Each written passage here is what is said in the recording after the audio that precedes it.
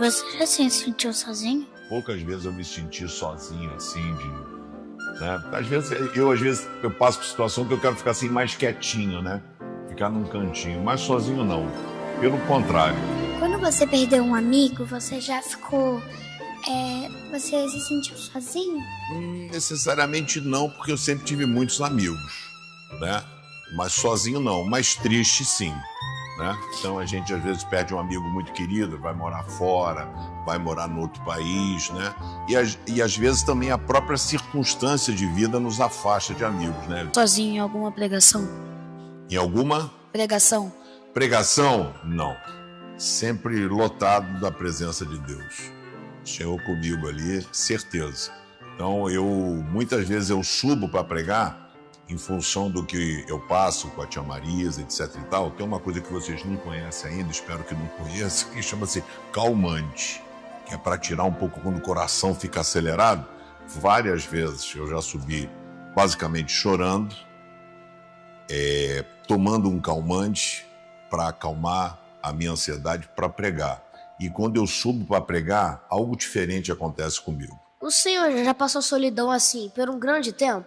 Nunca passei solidão, nunca me senti sozinho, nunca, em momento nenhum, nem de amigo, familiar e nem de Deus. Eu queria falar de um testemunho, mas ele é bem rapidinho, que é também sobre se sentir sozinho. Uma vez eu tava num hotel, aí tinha um ofurô, aí o meu cabelo, ele prendeu no sugador, eu fiquei afogada lá um tempinho, aí eu consegui sair da água. E mesmo nesse momento, assim, lutando, né, pra sair dali, eu não me senti sozinha. Eu percebi que Deus estava comigo. E sempre eu penso nisso, eu penso que eu poderia ter morrido. Mas não, Deus me ajudou a sair de lá. Mas foi o que Jesus prometeu pra gente. Ele prometeu que ele estaria conosco todos os dias, né? No ofurô, no hotel, em casa, na escola, todos os dias até a consumação do século. Foi o que aconteceu com você. Muito bom estar aqui com vocês. Estou falando um pouco mais calmo, que a minha voz está... Pai, eu quero ver se eu consigo levar os 4 cultos de hoje, né? Então, não é que eu estou mais calmo, estou tentando economizar a voz, na realidade, né? Para conseguir atender a demanda, né? Meu pai está internado na UTI faz uma semana, ali no hospital samaritano, né? Acordei às 5 horas da manhã. Aí já fui visitá-lo, porque aí entra no dia, vai corrido. Então passei lá, fiz uma visita a ele estava dormindo, porque troca dia pela noite. E aí a gente está na expectativa dessa possibilidade dele ir para o semi-intensivo, né? E aí tentar voltar para casa, né? Um idoso, como é que ele fala? Frágil, né? Marca-passo, trombose, já infartado. Então, todo cuidado, o rim funcionou, aí funcionou demais, aí tem que funcionar de menos, se o rim funciona demais, sacrifica o coração, e assim segue a vida. Eu quero bater um papo com vocês e falar hoje o seguinte: não jogue fora uma grande oportunidade. Eu tenho uma característica, dificilmente eu jogo fora uma oportunidade. Eu tenho ensinado vocês todo ano, desde que a CB Rio começou. Primeira pregação do ano é diga ao povo que marche. O marchar é não jogar fora oportunidades. Então, quando você tem um relacionamento de confiança em Deus, você marcha sabendo que Deus direciona, Ele muda a rota, Ele fecha a porta, Ele abre a porta, mas nós não podemos ficar parados porque as coisas não vão acontecer porque você quer, mas porque Deus o ama. Nesse desenho, né, que é um desenho, mas assim, até para adulto, né, que os desenhos estão ficando para gente mais velha, né? Os outros desenhos da minha época eram bem bobos, né? Então, Branca de Neve, Cinderela, Danãozinho, né? E agora são mais assim as pessoas para pensarem, mas esse desenho é muito interessante, chama-se Up, e aí mostra um senhor, Carl Friedrich, né? Então, Friedrichsen, ele tinha 78 anos, tinha um sonho de fazer uma viagem com a sua esposa para conhecer as cachoeiras da América do Sul, fazer uma viagem. Ela falece e aí o sonho dele acaba e ele se torna um homem rabugento. Ele fica extremamente rabugento até o momento em que um escoteirinho de 8 anos tenta vender lá biscoito para ele, se aproxima, vai, e aí o menino, de forma insistente, tentando demover aquele senhor, etc. e tal, e ele, desejoso de realizar o sonho, ele pega um monte de balão, bota na casa para poder chegar ao seu destino. O que ele não sabia é que o escoteiro estava dentro da casa. Então, os dois foram juntos nessa jornada, né? E aí ali começa uma história sobre o problema que cada um tinha. O Cal, que é o coroa, ele tinha um problema da solidão e da perda. Todos nós somos sequelados. Você tem algum problema? E vou dizer, problema mal resolvido, que a gente tem por péssima opção sublimar, tentar esquecer, fazer de conta que ele não existe, mas ele está lá. E a gente, então, tenta caminhar a vida, e eu quero dizer a você que você não vai conseguir. Então, se você não resolver as pendências do passado, você não vai conseguir avançar para o futuro. E aí, então, o Cal tinha um problema de solidão e de perda, e aí descobre que o escoteiro, apesar de bem-humorado, um menininho bom, ele era triste porque ele tinha a ausência do pai, né? E ali um vai ajudando o outro, é uma história sobre cura, amizade, solidão, sobre como o amor pode encontrar caminhos e até em corações que pareciam fechados. Eu não sei como você está aqui hoje, nessa manhã, mas eu quero, da mesma forma como esse desenho, pegar a história de dois personagens. O grande lance e o segredo da vida não é começar bem, não é a largada, é o fim. As pessoas se preocupam muito na largada, como a coisa vai acontecer, o que eu vou fazer, vou tentar melhorar, e aí começa muito bem e termina mal. Então, o casamento começou muito bem, terminou mal, né? O relacionamento com meu filho começou muito bem, terminou mal. O relacionamento com Deus começou muito bem, entendeu? Então, a gente precisa buscar o equilíbrio. E eu vou pegar dois personagens da Bíblia, jovem, e vou trabalhar com os dois hoje, nessa manhã com vocês, para ver a forma, para você ver como nós somos voláteis. A forma como eles começam e a forma como eles terminam. E como nós somos muito enganáveis, né? Porque se a história terminasse num dado momento, esse cara estaria certo. Mas a história não terminou. Ela continua. Se a história terminasse, o outro estava errado. E aí a gente vai bater esse papo. Abra sua Bíblia. Por isso eu quero falar para você, não jogue fora uma grande oportunidade. Hoje você tem uma oportunidade de receber o milagre de Deus, que é a cura da sua alma. E a cura da sua alma não é a religião que vai lhe proporcionar, não é esse pastor que vos fala. Eu posso, no máximo, tentar ser um instrumento nas mãos de Deus, mas quem pode mudar a sua vida e a sua história é Jesus de Nazaré. É Ele que morreu por você, é Ele que prometeu que estaria com você todos os dias até a consumação do século. São dois jovens, os dois jovens ricos, os dois jovens numa situação financeira muito boa, um registrado em Marcos capítulo 10, verso 20, e o outro em Lucas 15, 17. São duas frases impactantes, duas frases que podem mudar o rumo da sua vida. Duas frases que podem mudar a sua história. E se você está aqui hoje, foi porque Deus assim provisionou. E Deus proporcionou a sua estada aqui para que você seja confrontado, acarinhado pela palavra dele. Marcos 10, Jesus encontra um jovem rico que se prostra aos pés de Jesus. Eu vou contar essa história.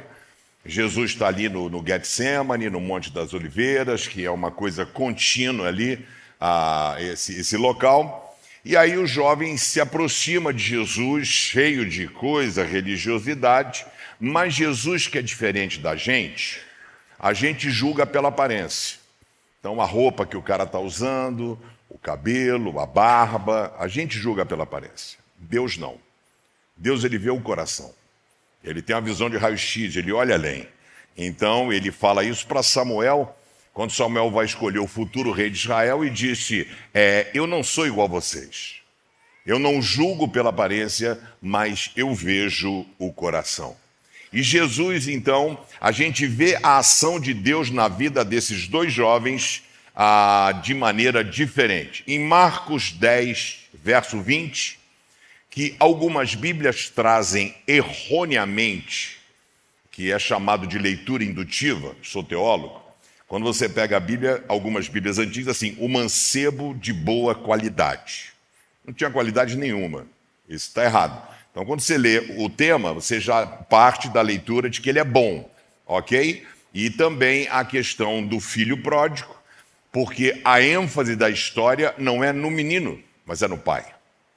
Então, o nome deveria ser a parábola do pai amoroso, ok? Então, o nome disso é leitura indutiva. Você lê aqui e aí você já vai lendo essa questão focado naquilo que está sendo direcionado você. Marcos 10, 20, Jesus olha para esse jovem rico, religioso, de primeira grandeza e fala para ele a mesma coisa que ele fala para você nessa manhã. Uma coisa ainda te falta. Você não é uma pessoa completa. Existe algo em você que Deus sabe que precisa ser mexido. E Jesus olhou para aquele jovem, e a Bíblia diz, olhou com amor e disse, uma coisa ainda te falta. Então, primeiro, eu quero que você caminhe nessa jornada pensando o que tem faltado em você para que você possa ter um relacionamento puro, genuíno e verdadeiro com Jesus. E em Lucas 15, verso 17, apenas essa frase desse jovem que também era rico, mas desperdiçou o seu dinheiro na bandalha. Ele achou que a felicidade, que é algo difícil de ser definido, que é a felicidade. Se eu for definir felicidade para todos os senhores terão uma resposta unânime no coração, que é ter dinheiro. É ter dinheiro. Então, felicidade é ter dinheiro, ter uma casa, ter um carro, poder viajar. Isso é felicidade. Baboseira, vira e mexe, estão pessoas aí, bilionários se jogando de prédio. Então, felicidade é muito mais do que isso. Aí você precisa encontrar, de fato, o que é felicidade na sua vida. E esse jovem que teve uma situação financeira extremamente estável, pediu parte da herança ao seu pai, que era algo comum naquela época, e o pai deu. Ele termina a sua vida dividindo comida com porco. Porco, ele pegando a comida no mesmo lugar de lavagem, porco pegando com a mão para poder comer. Mas Deus não virou as costas para ele, Deus não virou as costas para você, mas ele precisou tomar uma atitude e você precisa também tomar uma atitude. Você também precisa ter uma postura. E o texto diz em Lucas 15, 20, caindo em si. A ficha caiu. Os olhos daquele menino se abriram. E a minha oração é que os seus olhos nessa manhã se abram para que você consiga ver e enxergar o melhor de Deus na sua vida. Amém? Vamos orar? Obrigado, Deus, pela tua palavra lida. Que teu Espírito Santo possa nos abençoar de maneira carinhosa, de maneira poderosa, gerando em cada coração a transformação necessária para que saiamos daqui diferente de como entramos. Eu oro em nome de Jesus. Amém. Verdades que a gente vai trabalhar nesses dois textos. Em primeiro lugar, saia da zona de conforto. Saia da zona de conforto. Zona de conforto é lugar para fracassado, em tudo que é área. Área profissional, área empresarial, área familiar, área espiritual. Ok? Zona de conforto, esquece. Zona de conforto não pode existir. Então, você não pode entrar na zona de conforto no casamento, seu casamento acaba. Entrar na zona de conforto no seu trabalho, sua empresa quebra. Entrar na zona de conforto como um profissional, você vai ser demitido, ok? Então, a zona de conforto não é o nosso lugar. Mas não adianta você sair da zona de conforto e fazer aquilo que é errado. Você precisa sair da zona de conforto, mas fazer aquilo que é certo. Então, a gente tem a história dos dois jovens. Abra sua Bíblia em Lucas 15, 11, ou pode acompanhar o texto aqui também comigo. Vou começar aqui aqui diz assim, Lucas 15:11, a parábola do filho pródigo. Um homem tinha 2 filhos. Certo dia, o mais moço disse ao pai: Pai, quero que o Senhor me dê agora a minha parte da herança. Legal, hein? Moleque bom, está saindo da zona de conforto. De repente, o pai é limitado, não tem a capacidade de empreender como ele. Ele é um cara mais visionário, falou, me dá minha parte da herança, eu vou pegar essa grana, vou multiplicar, eu tenho alguns sonhos, alguns projetos, se o texto parasse aqui, a gente podia ir para esse lado. E o pai repartiu os bens entre os 2. Poucos dias depois, o filho mais moço ajuntou tudo o que era seu e partiu para um país que ficava muito longe. Ali, viveu uma vida cheia de pecado e desperdiçou tudo o que tinha. Não sei qual foi o valor da herança, eu não sei qual foi o valor, mas você já deve saber que dinheiro não aceita desaforo, né? A família do Jorge Guinle, dona do Rio de Janeiro, Palácio Laranjeiras, Parque Guinle, né? Inúmeras coisas, Hotel Copacabana Palace, o último herdeiro, basicamente, morou de favor no Copacabana Palace. Imagino hoje um Guinle falando, você é da família Guinle? O que você tem? Nada. Ou seja, ok? Então esse cuidado a gente tem que ter. Então o menino saiu da zona de conforto, recebeu um dinheiro, poderia ter empreendido em alguns negócios, vou plantar, vou comprar animais. Não. Ele gastou na esbórnia, na bagunça. E ali viveu uma vida cheia de pecado. Em Marcos 10:17, o jovem rico, né, de Marcos 10:17, quando Jesus estava saindo de viagem, um homem veio correndo, ajoelhou-se na frente de Jesus e disse, bom mestre, o que devo fazer para herdar a vida eterna? Caramba, 2 jovens, hein? Senta só, um cara pega grana e vai gastar na esbórnia. O outro cara rico se ajoelha diante de Jesus e diz, o que eu faço? O que está faltando em mim? O que eu preciso fazer para herdar a vida eterna? Se a história terminasse aqui, mano, case de sucesso. Moleque bom, o cara se ajoelha diante de Jesus e pede a ele, né, bom mestre. Jesus já dá uma dura nele e fala, por que você me chama de bom? Porque bom só Deus é bom, né? E a gente vê então, o primeiro saiu da zona de conforto, da casa do pai, mas escolheu fazer o que era errado. Então não adianta você sair da zona de conforto. Não adianta você pegar e falar assim, eu vou ler a Bíblia todo em um ano e fazer o que é errado. Não adianta você, entendeu? Então você precisa sair da zona de conforto, mas fazer aquilo que é certo. Então, 2 jovens, um querendo curtir a vida e o outro se jogando aos pés de Jesus. Quem é que está certo? O que se jogou aos pés de Jesus. Não tem nem que pensar. Pegando o texto e parando aqui, o que se jogou aos pés de Jesus é a pessoa que está certa. É ele quem está buscando algo maior, algo espiritual. O próprio Cristo disse a Marta, quando ela estava agitada, irmã de Lázaro, Marta e Maria, ele disse, Marta, você está agitada, Maria escolheu a melhor parte, que é estar aos pés de Jesus, onde aquele rapaz estava naquele momento. Sabe, aqui nessa história parece não existir 1 milímetro de dúvida. Se a história parasse aqui, você diria, rapaz, o cara que se jogou aos pés de Jesus, a história desse menino, sem dúvida alguma, é fascinante e deve ter terminado muito bem. Talvez você tenha começado ainda a escrever a sua história com Deus. Talvez você esteja no caminho certo, mas da maneira errada. É o que eu mais vejo. Então não basta você dizer que é crente. Você precisa demonstrar que você é. Isso a gente demonstra que é crente através da nossa conduta, através da nossa postura. Então, por exemplo, eu estou lá no grupo Dedo de Ouro, estou vendendo livro, estou fazendo não sei o quê, estou agitando, fazendo, blá, blá, blá. E ela fala assim, pastor, todo mundo gosta de você. Eu não falei de Jesus para ninguém. Não falei de Jesus para ninguém. Entendeu? E o pessoal tem visto Jesus através da postura, através da conduta. É por isso que quando nós recebemos o Espírito Santo de Deus, do Pentecostes, é para fazer isso. É para sermos testemunhas de Cristo.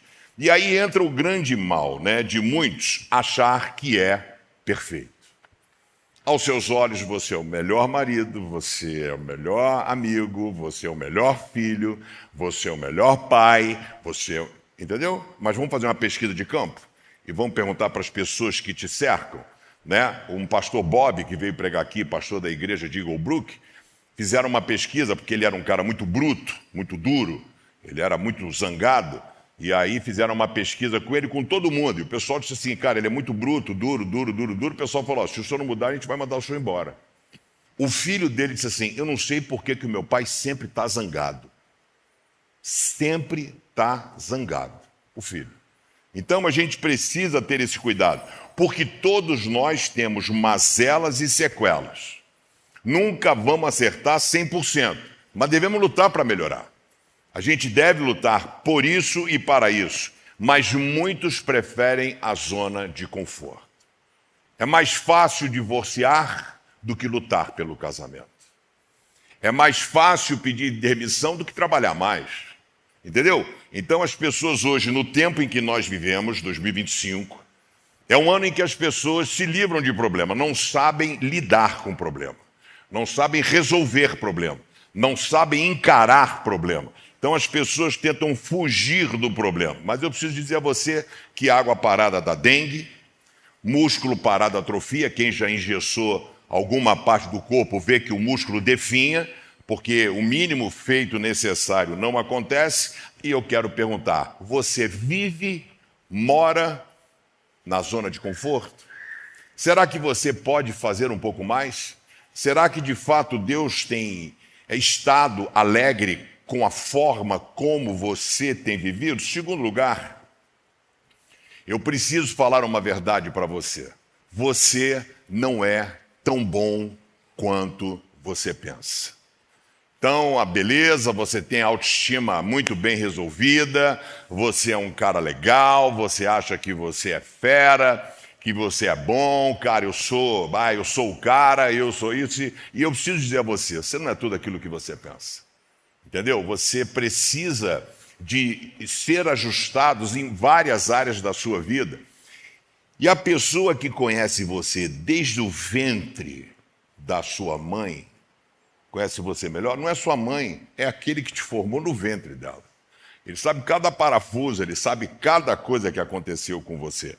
Então, quando o jovem rico perguntou o que devo fazer para herdar a vida eterna, e eu queria chamar aqui você a um detalhe que talvez você não tenha percebido, porque você lê o texto, mas é o meu papel como teólogo buscar as peculiaridades do texto. Jesus perguntou, dentro do conceito judaico, se ele obedecia aos mandamentos. E Jesus fala sobre 5 mandamentos. Nenhum mandamento relacionado a Deus. Os 5 que Jesus lê é homem, homem. Você conhece os mandamentos? E Jesus cita, não matarás, não adulterarás, não darás falso testemunho, entendeu? Só homem, homem. Ele não citou nenhum mandamento, não terás para ti mais escultura, amarás aos... Não citou. E esse jovem disse, Senhor, aqui em Marcos 10, 20, mestre, desde criança eu tenho obedecido a todos esses mandamentos, respondeu o rapaz. Sabe o que é bonito no texto? O que ele falou era verdade. Jesus não retrucou. Jesus não disse mentira. Jesus viu que aquele jovem não tinha matado, não tinha adulterado, não tinha roubado. Ele honrava o pai e mãe, ou seja, menino, nota 10, no conceito de muitas pessoas. Mas Jesus, que vê além da aparência, ele olha para aquele rapaz, diz o texto, repare por favor no texto, Jesus olhou para ele com amor. Não é aquele olhar de tipo assim, vacilão, otário, você está errado, entendeu? Não, ele olhou com amor, ou seja, um olhar construtivo, um olhar genuíno e verdadeiro, e disse a ele, uma coisa ainda te falta. E Jesus toca na ferida. E o meu desejo hoje é que Jesus toque na ferida da tua alma. Porque eu quero falar para você, através de Deus, uma coisa ainda te falta. E posso dar sugestão? Muda, cara. Muda. Para de fazer, entendeu? Então, uma coisa ainda te falta. Aquele jovem era muito rico. E aí Jesus chegou para ele e falou assim: vá, venda tudo o que você tem e dê dinheiro, e dê o dinheiro aos pobres. Não traz para mim, não. Vende o dinheiro, vende a propriedade que você tem, o jet ski, Porsche, vende, distribui para os pobres, e assim você terá riquezas no céu. E Jesus fez o maior convite que pode ser feito a uma pessoa. Ele fez esse convite para 12 caras. E os 12 aceitaram. Ele disse para Pedro: vem e segue-me. Pedro foi e seguiu. Ele disse para Mateus, que era publicano, que estava contando dinheiro, impostos, olhou e disse: vem e segue-me. E ele seguiu. E Jesus disse ao jovem rico: vem e segue-me. Sabe o que Jesus disse para ele? Venha ser o meu 13º discípulo. Tem lugar para você aqui, mas arrume a sua vida. Eu quero dizer para você, há lugar para você no corpo de Cristo, amém? Arruma a sua vida, arrume a sua vida. Jesus disse para você: vinde a mim todos vós que estáis cansados e sobrecarregados. Ele disse: eu sou o caminho, a verdade e a vida. Enquanto isso, então um jovem começa bem, Jesus quer ajudá-lo, fala: cara, beleza, você guarda os mandamentos, mas tem algo que ocupa o lugar de Deus, teu dinheiro, que é o que mais acontece na vida de várias pessoas. Você fala: pastor, eu não tenho imagem de escultura. Quem disse que idolatria é estátua? Idolatria é o que ocupa o lugar de Deus. E o dinheiro ocupa o lugar de Deus na vida de muitas pessoas, né? Gratidão, generosidade, fidelidade. E aí diz o texto aqui, o rapaz, o pródigo, já havia gastado tudo quando houve uma grande fome naquele país e ele começou a passar necessidade. Acabou os amigos, né? Acabou o dinheiro, acabou os amigos. Então procurou um dos moradores daquela terra e pediu ajuda. Então o mandou para a sua fazenda a fim de tratar dos porcos. A situação mais humilhante para um judeu era estar perto de porco ou cuidar de porco. Ali com fome, ele tinha vontade de comer o que os porcos comiam, mas ninguém lhe dava nada. Ok? É isso, as pessoas que te cercam são assim. Quando você precisa, não te dão nada, querem sugar. Está mal no casamento, o cara fala: separa. O emprego do problema pede para sair, mas não vai pagar o teu boleto, né? Então fica fazendo essas coisas. E aí, aquele menino, quando teve fome, não tinha o que comer, dividindo comida com os porcos. Aí o texto diz no verso 17: caindo em si, ele pensou: quantos trabalhadores do meu pai têm mais dignidade do que eu? Tem comida de sobra e eu estou aqui morrendo de fome. Sabe por que isso aconteceu? Porque ele caiu em si. Quando você cai em si, é o processo, é o início de uma mudança. É o início de uma transformação. É o início de algo novo. É quando você reconhece quem você é. Por que as pessoas vão fazer terapia? Para descobrir quem elas são. Ou seja, cair em si. Entender o que elas precisam, quais são as falhas, quais são meus traumas, aonde foi que errei, o que aconteceu na minha vida. Então, Jesus falou para o jovem rico os mandamentos que eram na horizontal. E ele obedecia. Jesus não perguntou se ele amava a Deus, porque Jesus sabia que ele não amava a Deus, ele amava o seu dinheiro. E aí Jesus vai no ponto nevrálgico. Ele pega e vai na ferida, fala assim: vende tudo que você tem. Não quer herdar a vida eterna? Não perguntou? Você não falou que quer herdar a vida eterna? Estou te dando um caminho, disse para ele. Vende tudo que tem. Distribua o pobre, não seja dominado pelo dinheiro não, cara. Dinheiro não é problema, gente.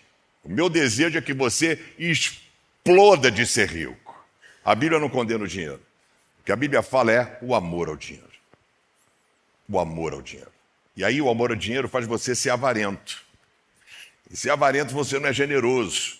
Um rapaz estava fazendo uma rifa para ajudar, membro da igreja, para ajudar na consulta do filho dele, que tem a perspectiva de autismo, operou o coração 3 vezes, com 3 anos de idade. Aí ele fazendo uma rifa, R$10 cada rifa, R$10 cada rifa, ele vendendo para sortear um bolo para quem ganhasse, para pagar R$480 a consulta. Aí eu cheguei para ele, entrei no WhatsApp dele e falei, cara, o que está acontecendo? O que você está precisando? Qual o valor da consulta? Ele falou R$480. Falei, qual é o Pix? Eu vou pagar a consulta. Dei R$1.000 para ele. E não tenho metade do que os senhores têm. Sabe qual é o nome disso? Generosidade. É por isso que Deus me abençoa. Por isso que eu ganho tanta coisa. Por isso que eu sou cuidado por tanta coisa. Fico imaginando um pai que não tem dinheiro para fazer uma consulta, para levar um filho, para saber se é autista, fazendo rifa para pegar um bolo de R$10. Não. Eu falei, me manda a sua conta 1.000 e falei assim, e o que você precisa? Estou acionando a igreja, porque o recurso que você dá é para ajudar pessoas. Então a gente vai levantar o que está na vida dele, quais são as coisas, o trabalho, o que ele ganha, para poder ajudar a pessoa. A gente não fica divulgando aqui para não mostrar, né? Esse é o papel da igreja, né? Então Jesus disse, eu sei que uma coisa te falta, eu sei quais são as suas prioridades, apesar de você ser um excelente religioso. E não foi um olhar de bronca ou de desprezo, mas foi um olhar de amor, um olhar construtivo, tipo assim, eu quero te ajudar. Já o filho pródigo, ele caiu em si, ele não estava com Jesus. Ele estava sozinho, mas ele teve a consciência de que ele estava mal. Ele teve a consciência que ele errou. Será que você consegue ter a mesma consciência de que você errou? Difícil, né? As pessoas reconhecerem que de alguma forma cometeram algum erro, né? Então, é interessante porque Jesus em Mateus 5,5 diz, felizes os humildes, pois receberão o que Deus tem prometido. Não são os corajosos, não são os valentes, não são os visionários, não são os ousados, não são os humildes. Os humildes são aqueles que reconhecem a sua limitação e permitem Deus agir. Pergunto, quem é você? Quem é você? Deus fala para você, uma coisa ainda te falta. Será que você vai cair em si ou você vai sair daqui do mesmo jeito como entrou? Terceiro e último lugar, você precisa ter coragem para fazer a melhor escolha. Coragem, coragem. Coragem para se posicionar diante de Deus. Coragem para reconhecer que você precisa dele. Coragem para você encarar e ver que você não é tudo aquilo que deveria ser. E aí, a história começa muito diferente. 2 meninos ricos. Um se joga aos pés de Jesus. Nota 10. O outro fala, pai, me dá grana que eu vou embora. Começa muito mal. Você lembra que eu disse no início? O problema não é como começa, o problema é como termina. Marcos 10, quando Jesus disse para o jovem rico, venda tudo que tem, vem ser meu 13º discípulo. Venda comigo. Quando o homem ouviu isso, fechou a cara. E porque era muito rico, foi embora triste. O que adiantou se jogar aos pés de Jesus? O que adiantou perguntar o que eu faço para herdar a vida eterna? Jesus deu para ele a fórmula. Jesus disse o que ele deveria fazer. Mas aí quando Jesus fala em amor, o que ele tem que fazer, ele foi embora. Triste, zangado, porque ele não queria abrir mão daquilo que ele tinha. Diferente, o filho pródigo. Caindo em si, diz o texto, ele diz, eu vou voltar para a casa do meu pai. E vou dizer para ele, pai, eu pequei contra Deus e contra o Senhor, porque eu não lhe honrei. Eu não lhe honrei.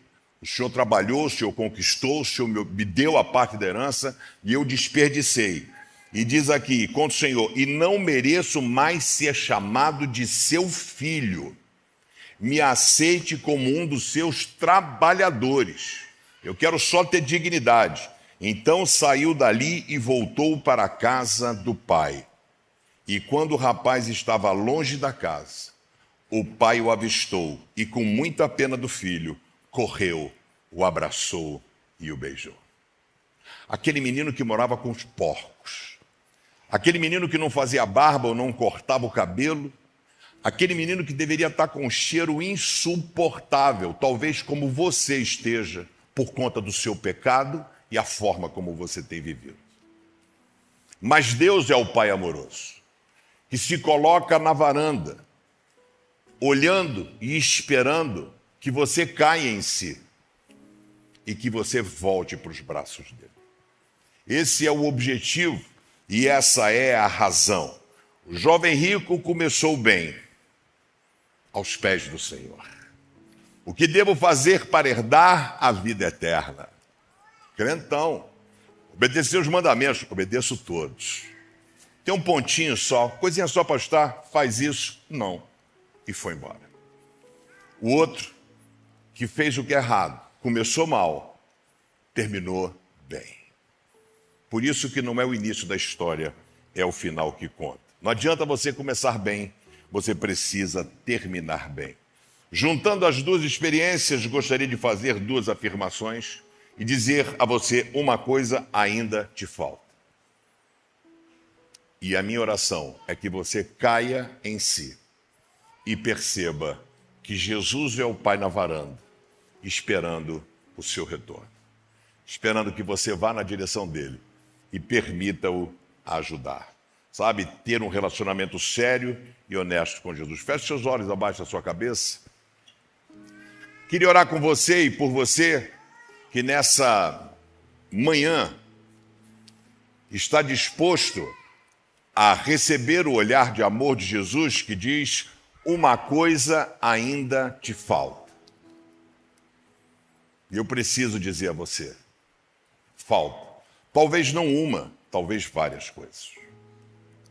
Mas Jesus tem um propósito para você.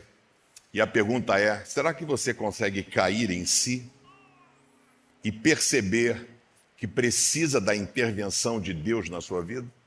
Jesus disse que Ele é tudo aquilo que você precisa. Jesus não é um quebrador de galho, Ele não é um despachante, fada madrinha ou gênio da lâmpada maravilhosa.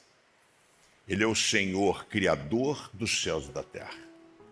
Aquele que se fez pecado por mim e por você, que morreu numa cruz, para poder levar sobre Ele o seu pecado, o meu pecado.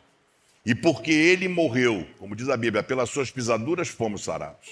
Porque Ele morreu naquela cruz, hoje você tem liberdade de falar direto com Deus. E Ele está aqui hoje, nessa manhã, perguntando, será que você consegue cair em si? Que uma coisa te falta é fato, porque para mim falta também. Mas eu quero convidar você nessa manhã, se você tem coragem de entregar a sua vida a Jesus pela primeira vez. Se você cai em si e você tem coragem de dizer, cara, eu preciso voltar ao primeiro amor. Você já foi religioso, você já teve algum relacionamento com Deus, mas isso ficou pelo caminho. É hora de você voltar para a casa do Pai. Ele está de braços abertos. Você tem coragem de entregar a sua vida a Jesus pela primeira vez? Sinaliza para mim, levanta a sua mão, eu quero orar por você. Onde você está? Levanta sua mão bem alto. Eu quero orar por você. Levante sua mão bem alto, em nome de Jesus. Se existe alguém nessa manhã que cai em si, que reconhece que algo te falta, Jesus disse, eu sou o caminho, a verdade, a vida. Ninguém vem ao Pai se não for por mim. Eu sou o pão, quem comer desse pão jamais terá fome. Eu sou a água da vida.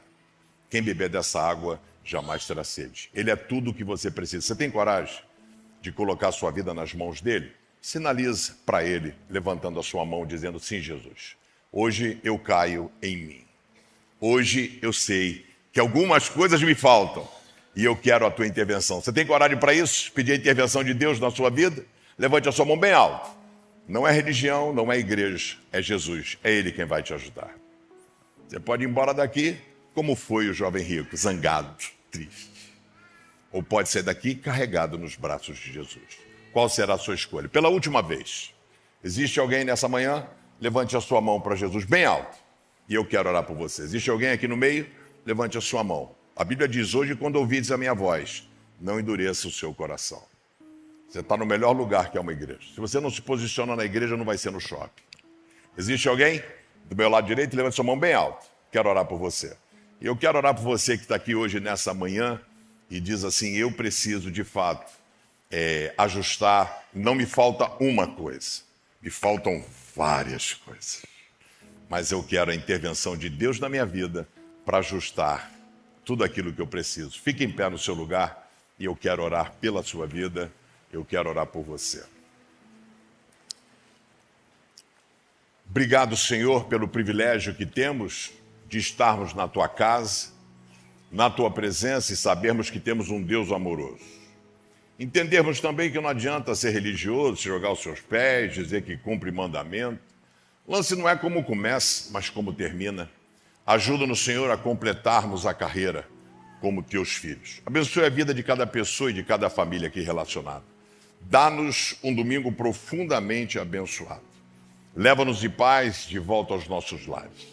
Que a graça e a paz do nosso Senhor e Salvador Jesus Cristo, o amor maravilhoso, incomparável e incansável de Deus Pai, a comunhão, a consolação, a alegria, o poder, a presença do Espírito Santo seja palpável na sua vida, na sua casa, na sua família, nesta igreja de Jesus chamada CB Rio e sobre todo o povo de Deus espalhado sobre a face da terra hoje e para todo sempre. Amém e amém. Que Deus abençoe a sua vida, querido, querida. 2 convites. Quarta-feira não perca o culto online ou venha presencial. Eu vou fazer um panorama de todo o Novo Testamento. Então, o que os 29 livros, o que consta, o que tem. Quarta-feira às 20 horas, cbrio.tv e dia 31, 19 horas, na livraria A Leitura, no New York. Vá na paz.